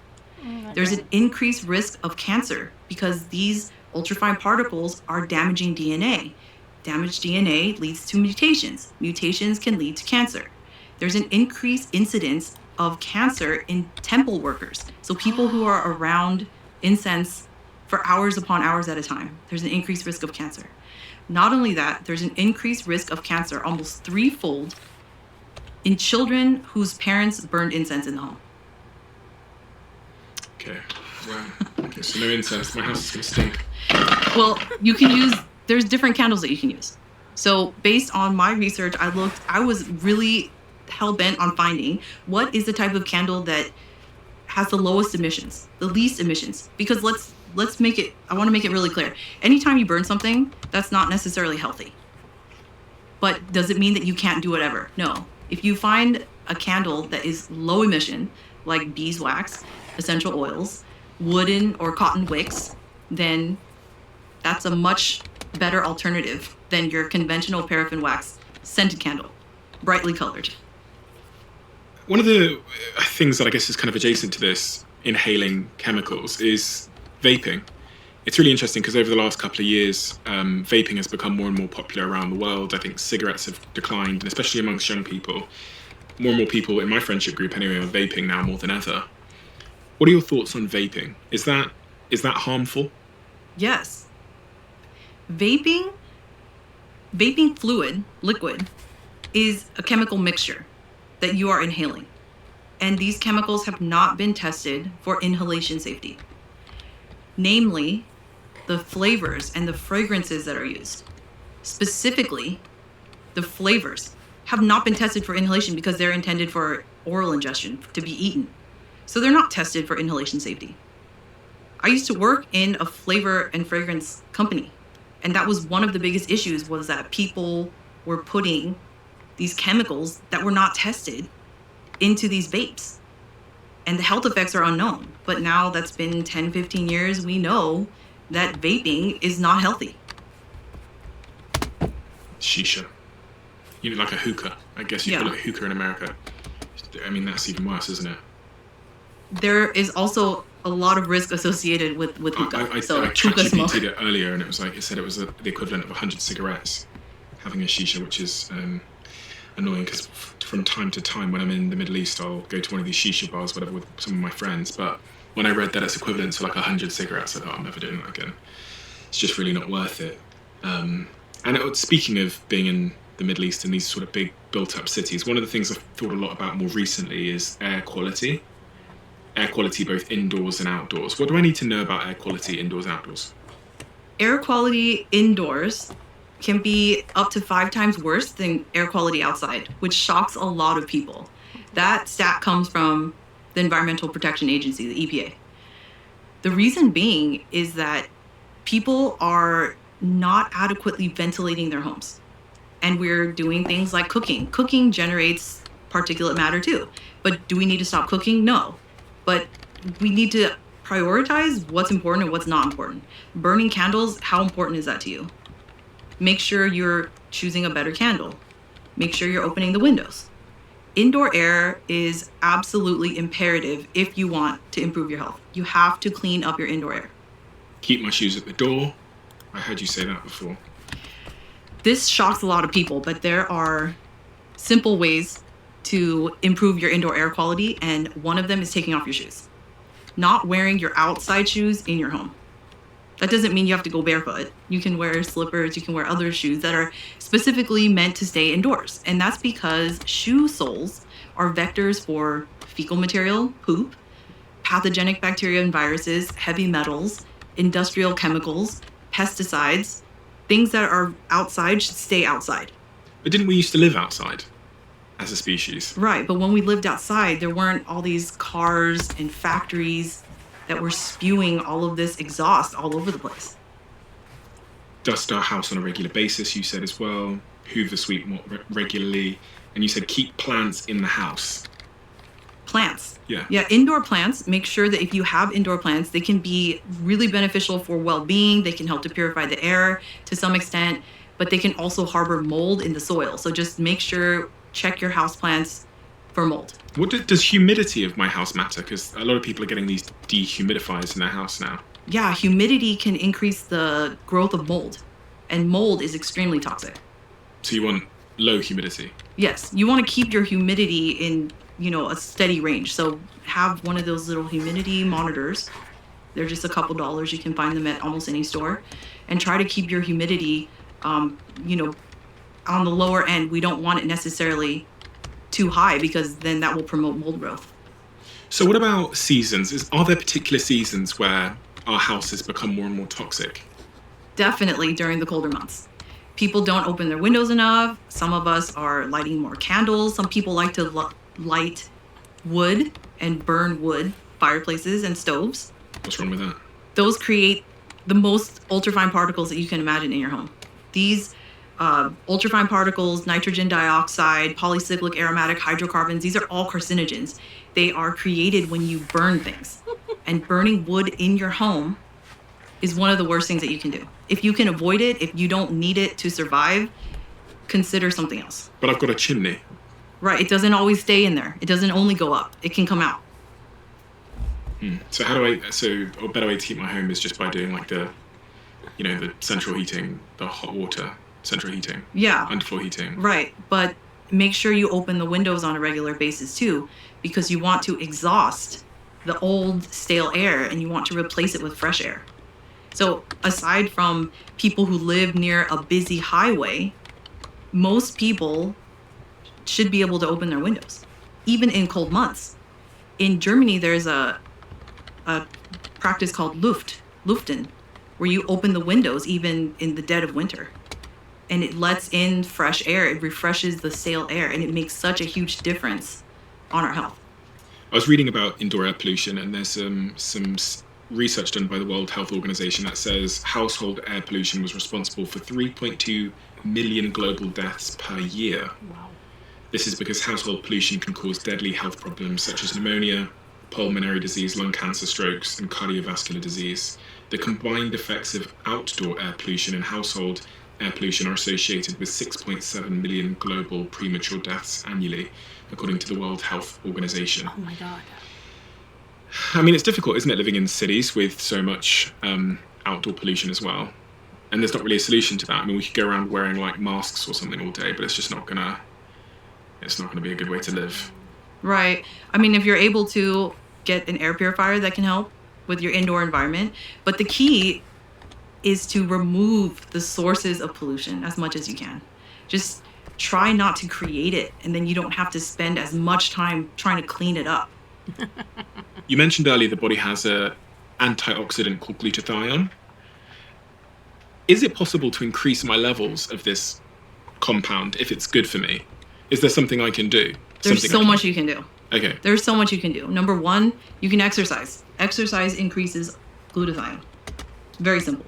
Just exercise, move your body. And where is glutathione produced? It's mainly produced in the liver and kidneys, and the third highest amount of glutathione in the body is in the testes and the ovaries, because it plays a vital role in protecting our reproductive organs from toxicity and ensuring fertility. It's a chemical.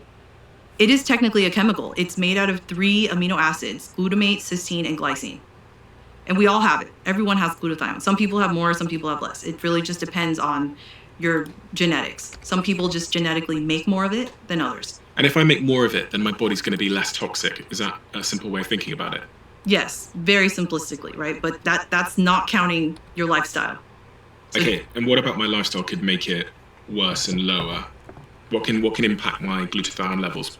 What can make it the lower? The non-stick cookware, the heavily fragranced products, eating ultra-processed foods, not exercising, so being stagnant, not moving enough, all of that reduces your glutathione. Not sleeping well. What about alcohol? Alcohol absolutely depletes glutathione. We know that alcohol targets the liver. Glutathione detoxifies alcohol. If you don't have enough glutathione, you can't detoxify alcohol. Alcohol can cause cancer. So if I'm drinking heavily and I'm also consuming a lot of these other toxic chemicals because of just my everyday life, then my glutathione is going to be depleted because it's so focused on the alcohol, detoxifying the alcohol, right, that there won't be enough left to detoxify the rest of my body. Is that a simple way to think about it? Right. And all the other chemicals that you're being exposed to. Okay, so you want to keep your glutathione levels high. Right. I read that the healthy glutathione levels in an adult is 553, which is 90 millimoles per liter of total glutathione in their blood. So I want to increase my glutathione levels to make sure that I have a better natural defense to all of these toxic chemicals in my life. I'm going to start exercising. I'm going to avoid ultra-processed foods. I'm going to eat whole foods. Yes, whole foods, but specifically sulfur-rich foods, because glutathione contains cysteine, which contains sulfur. And sulfur is the part of the glutathione molecule that's doing the work, that's protecting us. So the more sulfur you can give your body, the more building blocks it has to make glutathione. So we eat things like leafy greens, broccoli, cruciferous vegetables, meat, eggs. Dairy can also help to increase it. There's even some studies showing that if you consume whey protein, it can help to increase glutathione by supplying the amino acids needed to produce it. And matcha green tea is also a really good source of glutathione building blocks. But I think what we need to do is also remove the chemicals that are depleting our glutathione. And that's through choosing better products, not stressing as much, and then adding on how can we build and add more glutathione with the lifestyle changes. Making sure you get adequate sleep. If you don't sleep well enough, that's going to impact the amount of glutathione you have as well. Interesting. Cigarettes? Cigarettes, absolutely get rid of cigarettes. Cigarettes deplete glutathione. You mentioned matcha there. I'm one of the owners. I'm an investor in a matcha company, a matcha green tea company. What's your opinion of, I mean, I'm exposing my bias here, obviously, but what's your opinion of matcha? I think matcha is amazing. If you get the right type of matcha, you want to look for organically grown matcha, look for ones that are tested for heavy metals, because heavy metals can accumulate in tea plants. That's just naturally occurring. So you want to look for matcha that's been tested. And because you're consuming the entire leaf, it's important to look for the cleanest matcha you can get. But there are so many benefits to matcha. Like the fact that it helps you increase glutathione is, I'm sold. I'm sold on it. Do you drink matcha? I do. But we also want to avoid not adding dairy to a matcha. I know that a lot of people like to drink matcha lattes, but there's actually studies showing that the casein protein can decrease the absorption of some of the beneficial compounds in matcha. So if you can drink it, the traditional way in Japan is just water. No sugar, nothing. Just matcha and water. The company I'm referring to are, obviously I've got to disclose I've probably got to say #ads, #sponsored, whatever. I'm an investor in a company called Perfect 10, and it's absolutely exploded in the UK. I spoke to them this morning, actually, and they told me that their sales have increased 5x since last year, because I think people are looking to shift away from some of the canned energy products, and there's a lot of sort of energy benefits with matcha. And now if you go to like a Joe and the Juice or any of these like Blank Street Coffee or Tesco or whatever, you can find their products in there, and it seems to be like there's a bit of a revolution going on with energy and matcha, which is very, very exciting. Because for many years I was drinking some, I don't want to name any names, but I was drinking some of these energy products that you'll find, and I just felt bad. And there's something about the like energy curve of matcha which I think is better. I feel like I'm less susceptible to crashes with matcha. I don't know if there's any support there, but it's good to hear that it's also it increases my glutathione levels, which will help me have less of a toxic body. Yes, absolutely, because it is in and of itself a strong antioxidant with anti-cancer properties, and it can help to increase the production of energy in our cells. And so one of the things that is required to create glutathione is ATP. And a lot of these environmental chemicals are targeting the mitochondria, which are the powerhouses of the cell that make ATP. Mm-hmm. So if you're knocking down the energy center of the cell and it's not able to make ATP, you're not able to detoxify, you will feel sluggish, and over time diminish the quality of your life. What is the most important thing we haven't spoke about today that you're most passionate about? Is there anything that we missed that you think is particularly important to the many people that are listening right now? I think the one thing that I want to emphasize more than anything is to not fear chemicals. I want there to be empowerment and not fear, because chemicals are all around us all the time, whether or not you're aware of it. But not everything is going to kill us. So being in a state of confidence and knowing that, hey, I've taken some very simple steps that I know will have a big impact on my life in the long term. That's what I want everyone to walk away with. Just thinking about the simple changes that I can make immediately. I think the big things that I have as takeaways are get rid of the antiperspirants that I've been using, get rid of the deodorants that I've been using, transition away from the non-stick pans, stop consuming anything plastic, especially if it's been heated. So like plastic cups from coffee shops and plastic trays that you microwave things in. My water, you said that was really critical. Yeah. Air quality? Air quality. It's quite difficult to do something about air quality, but I guess the simple thing is to open the windows and doors more often, clean the house, keep your shoes at the door. Get rid of the scented and fragrance products, the scented plug-ins, the air fresheners. I was just thinking about my dog. I was like, I do love my dog, but I don't want to be... What's your thoughts on pets? Well, pets can actually increase the amount of pollutants in your air. But again, if you're cleaning your home on a regular basis, it's not a problem. There's so many benefits to having pets. And cleaning the pets as well. Yeah. So maybe consider wiping off their paws when they come back in from a walk. Is there anything else that you're working on at the moment, or any research that you're particularly curious about? Any hypotheses you have that are bubbling away in your mind about toxins in our environment that you're yet to maybe share with the world? I'm waiting to find out more about microplastics and the diseases that are associated with microplastics. I think that is the next emerging toxin of the year. And I think more awareness needs to be brought around microplastics, and just more research is urgently needed. I think, you make a really good point that none of us are ever going to reach perfection, and that shouldn't necessarily be the goal. But a worthy goal, and a goal that we can all aim for, is just to be better in some way as it relates to our environment, to improve our environment in even small ways. And even the small improvements, as you said, when you talked about the dose, and you talked about how these things compound in our bodies over time. Even small improvements made today can have big impacts over the long term.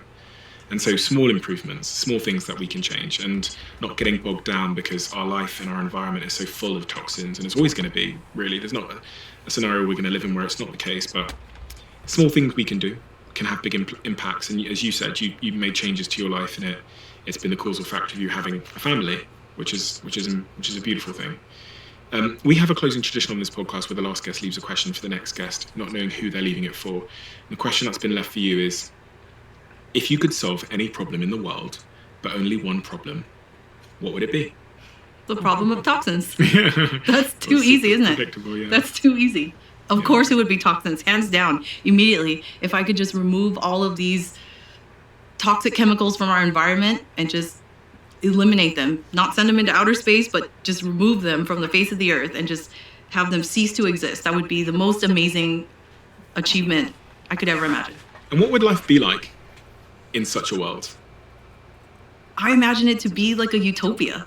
People aren't sick, people aren't ill, people are well and happy and thriving and just radiant.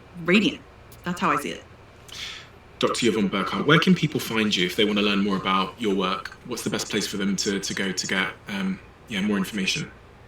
I have a website, DrYvonneBurkhart.com. I also have a newsletter that I send out called Low Tox Talks, and you can also find me on Instagram at Dr. Yvonne Burkhart, and I also have a YouTube channel where I love to do deep dives and get really, really geeky and nerd out on one topic at a time. Okay, I'll link all of that below so everyone can find you. Thank you so much for the work that you do. So incredibly important, and it's so incredibly illuminating, because it's so mad that that it's only recently in the last couple of years that these conversations have emerged. The things about microplastics and endocrine disruptors and the link this has to fertility, our health, obesity, all of these kinds of things. It's so crazy that this conversation's only emerged in the last couple of years, because growing up, there was no mention of this in my household. There was absolutely no mention, and I just wonder how life could have been different for myself, but also for so many millions of people all around the world if we were aware of this information. It's not to say, again, that we can live perfect lives, and that's never the goal. It's never my goal. My goal is just to have more access to information so I can make small steps, and often low-cost steps, in the right direction. And if that increases my probability of having kids, which is the season of life that I'm in now, and increases the probability that my kids are healthy when they grow up, then that is an amazing thing. And that is the work you're doing. You're doing an amazing thing. So thank you so much, Dr. Yvonne Burkhart. I highly recommend everyone goes and checks out your YouTube channel. It will send you down a really important rabbit hole, because you make such really, really accessible, great videos on that channel. So thank you so much for your time today, and thank you for the work that you're doing. Thank you. I'm going to let you into a little bit of a secret. You're probably going to think me and my team are a little bit weird, but I can still remember to this day when Jemima from my team posted on Slack that she'd changed the scent in this studio, and right after she posted it, the entire office clapped in our Slack channel. And this might sound crazy, but at the Diary of a CEO, this is the type of 1% improvement we make on our show.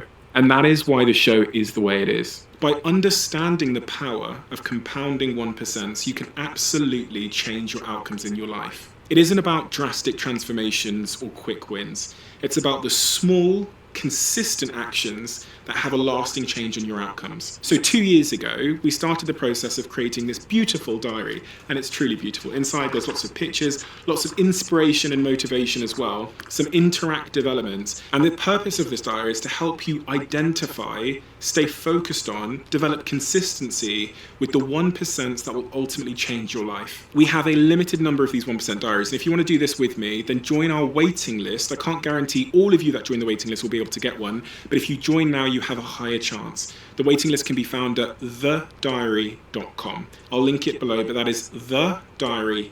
no.1toxicologist.com. Well, he is lovely as always, and well, it may answer a lot of the questions of why have the rates of certain things gone up so dramatically. See you all next time.